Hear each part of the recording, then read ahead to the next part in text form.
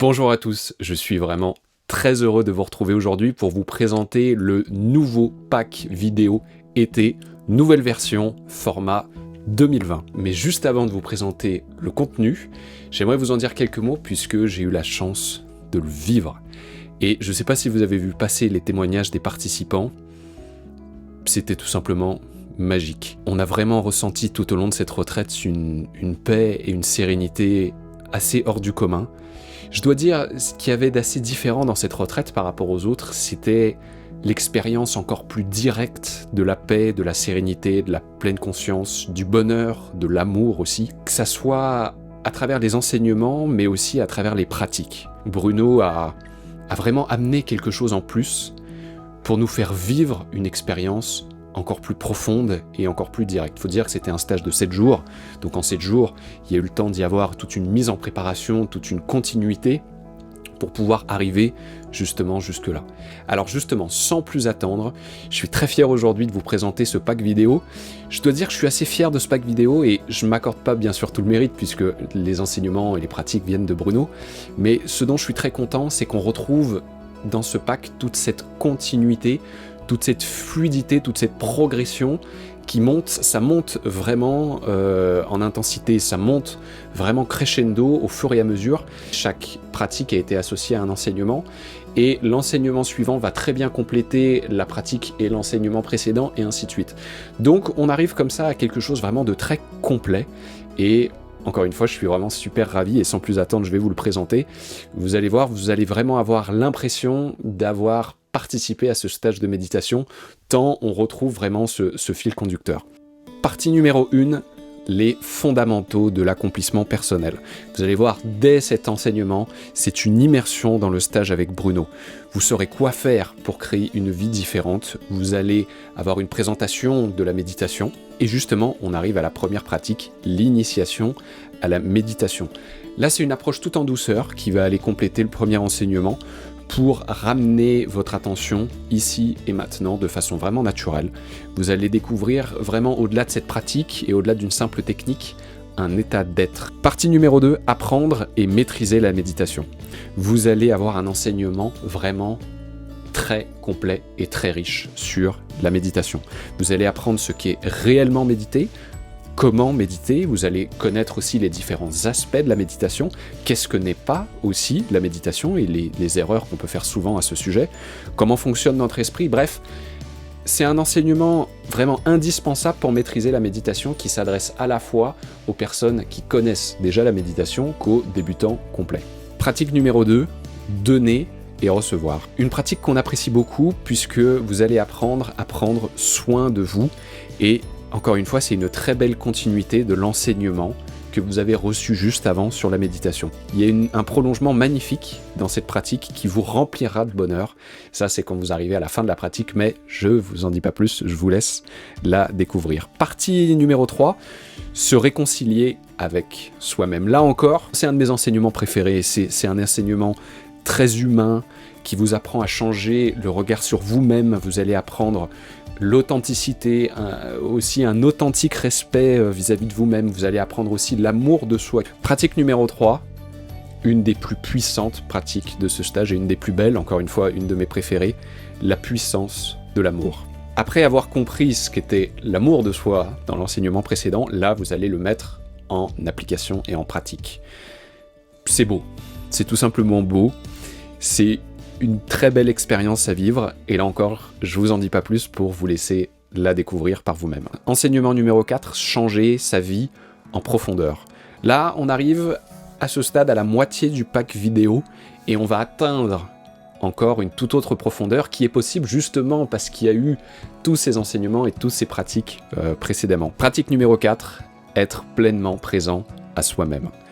Là, c'est une expérience directe que vous allez faire de la pleine conscience, de la pleine présence, ce qu'on appelle aussi de l'instant présent. On recherche tous cette simplicité, et là, vous allez la vivre. Enseignement numéro 5, créer un bonheur authentique.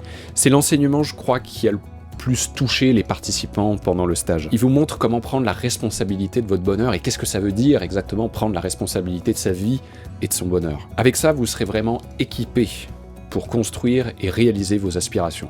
Pratique numéro 5, le yoga du maître. C'est une pratique incontournable que les participants adorent, qui va vous aider à mobiliser vos énergies et à faire appel à votre esprit de sagesse. Enseignement numéro 6, réaliser sa véritable nature.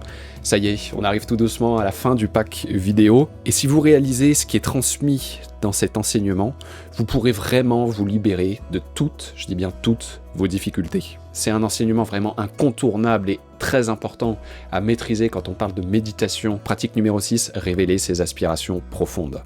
Vous l'avez compris à ce stade que tout est en vous, que vous êtes la source. Et bien avec cette pratique, vous allez apprendre à vous écouter, à révéler ce qui est vraiment important pour vous, pour donner une véritable direction à votre vie. Enseignement numéro 7, construire son avenir. Ça y est, on arrive à la fin.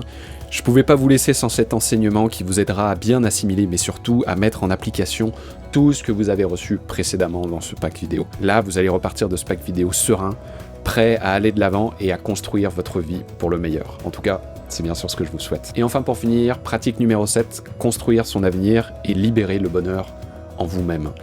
C'est la juste continuité de l'enseignement précédent.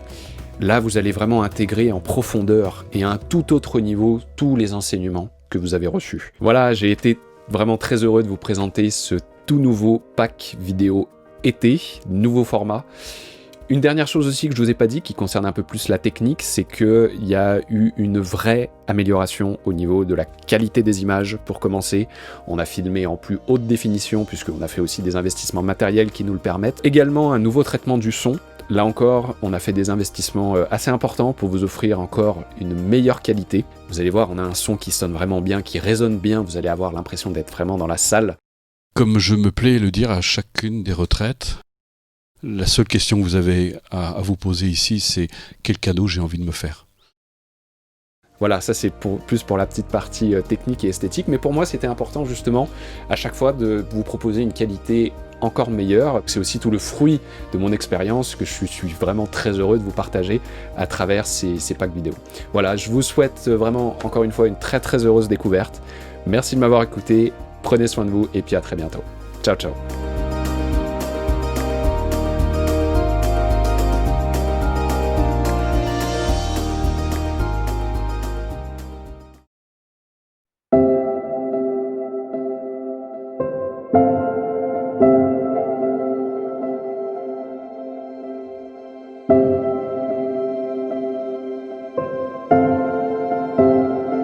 Nous avons créé une société qui est fondée sur l'individualisme, où les valeurs dominantes sont celles de l'ego, c'est-à-dire moi je veux être satisfait, je veux obtenir ce que je veux, sans se préoccuper des conséquences que ça peut avoir. Et ça a eu, entre autres, un des effets, c'est que nous sommes devenus extraordinairement orgueilleux, dans le sens où on pense qu'on peut se passer des autres. Sauf que c'est impossible. Le problème, c'est qu'on a développé une peur de l'autre, une peur des autres, ce qui nous pousse vers l'agressivité. Il y a de plus en plus de violence, d'agressivité, perte de repères. On en parle beaucoup entre nous avec Loïc et Nathalie, où les gens ont perdu, n'ont plus de repères, n'ont plus de référents aussi. Mais il faut dire aussi que les personnes qui avaient mission justement de veiller à l'harmonie de la société, et je pense entre autres à la plupart des traditions, sont devenues des objets de culpabilité, où il y a... Je suis pas un grand fan des dogmes, même si j'ai passé beaucoup de temps avec les bouddhistes, mais je suis pas... j'ai jamais trop participé aux messes et ce genre de choses, parce que pour moi, le bonheur n'est pas quelque chose qui dépend, c'est-à-dire la réalisation de soi, l'éveil, on peut l'appeler comme on veut, peu importe, ne dépend pas d'une structure extérieure. Elle dépend avant tout, justement, de notre réalisation personnelle, mais en même temps, nous avons tous besoin les uns des autres. Un de mes amis artistes me disait un jour... en fait, un artiste ne serait rien sans son public. Si son public ne l'avait pas adopté, il pourrait avoir tout le talent qu'il veut, il n'existerait pas. Et je rappelle souvent, quand je suis intervenu dans les entreprises d'ailleurs, je rappelais aux chefs d'entreprise, je disais, vous savez, votre réussite, parce que souvent il y a une espèce d'orgueil comme ça, je me suis fait tout seul. Mais non, justement, personne ne s'est fait tout seul.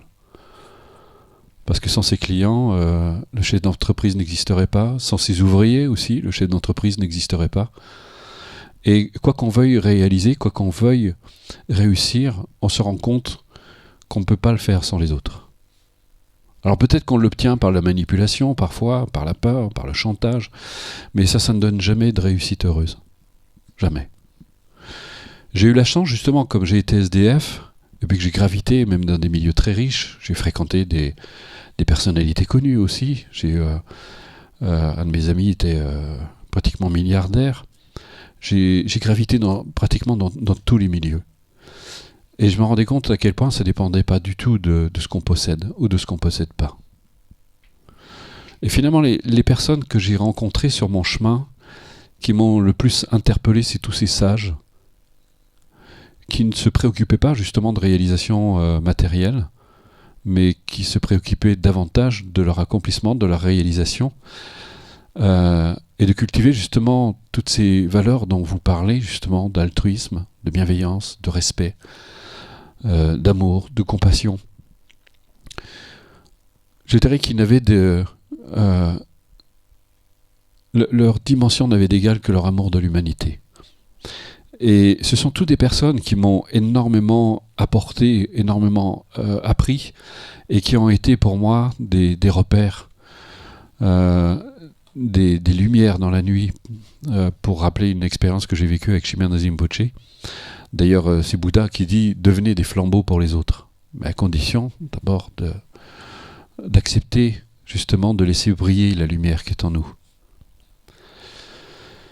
Mais c'est vrai que cette société qui a pris davantage le chemin de l'ego, qui a suivi le chemin de l'ego au détriment justement de son éveil, de son accomplissement, c'est un peu perdu. Et j'ai envie de dire aujourd'hui, l'histoire de ce qui se passe avec le Covid, je trouve ça extraordinairement intéressant parce que ça met en lumière toutes nos carences, toutes nos peurs. Et on réalise que finalement, le terrain sur lequel on a construit notre vie est extraordinairement fragile. Parce que tout peut s'effondrer du jour au lendemain. On a vu justement des personnes qui ont sombré dans la dépression, toutes ces entreprises qui ont fermé les unes après les autres, toute notre société qui s'est retrouvée complètement à genoux finalement. Et je me disais, mais sur quoi on a construit notre existence justement ? Et ce que j'ai découvert avec les sages, justement, c'est, ils le disent eux-mêmes, gardez-vous de construire votre maison sur le lit d'une rivière. Ça veut dire sur quoi vous bâtissez votre existence. Nous, on bâtit notre existence sur des choses extérieures, justement sur l'avoir, sur le faire et l'avoir, sur la possession. Et ça génère justement l'avidité, la convoitise, ça génère toutes sortes de tendances qui finalement nous éloignent encore plus du bonheur. Et que le bonheur, en fait, il est en nous-mêmes. D'ailleurs, c'est Bouddha qui dit lui-même, chercher le bonheur en soi-même est difficile, mais le chercher à l'extérieur est tout simplement impossible. On ne le trouve pas. On ne le trouve pas parce qu'on réalise à quel point, justement, il dépend de notre accomplissement personnel. Et quand je parle d'accomplissement personnel, je ne le parle pas dans le sens du développement personnel comme on voit aujourd'hui. C'est parce que le développement personnel, c'est de se forger une personnalité qui sort de l'ordinaire, qui va être efficace, qui va réaliser des choses, des prouesses. C'est pas du tout ça, c'est de devenir plus humain. Et plus humain d'abord envers soi-même. Parce qu'il y a un point qui est très important. Est-ce que vous feriez du mal à une personne que vous aimez ? Bien sûr que non. Et c'est ça le secret. Donc commencez par vous aimer vous. Avoir de la tendresse pour vous. Avoir de la bienveillance. Parce que la méditation, avant toute chose, c'est ça. C'est d'éveiller votre bienveillance. D'avoir du respect pour vous.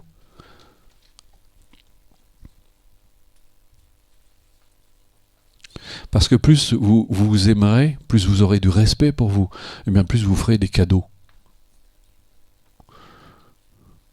Parce que la personne qu'on aime, on a envie qu'elle soit heureuse. Et on a envie qu'elle ait une vie riche, qu'elle ait des relations heureuses avec les autres, qu'elle soit capable de se faire des cadeaux. Et bien plus vous vous aimerez, plus vous vous ferez des cadeaux. Et en même temps, c'est le cadeau que vous ferez aux autres. Parce que qui mieux qu'une personne heureuse peut apporter du bonheur autour d'elle. Alors, c'est vrai que votre mental va vous dire, oui, mais dans une société comme la nôtre, mais oui, mais la société, c'est nous. Cette société, c'est nous.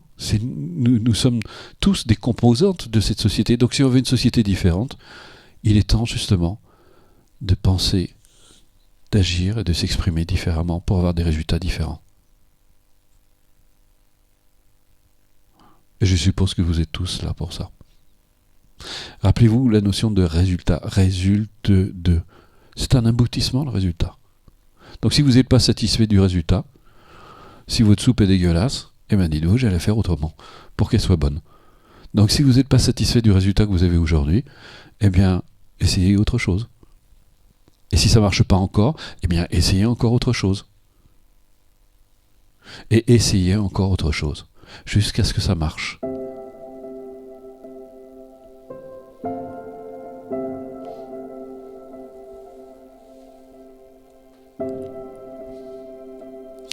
En fait, c'est très pragmatique.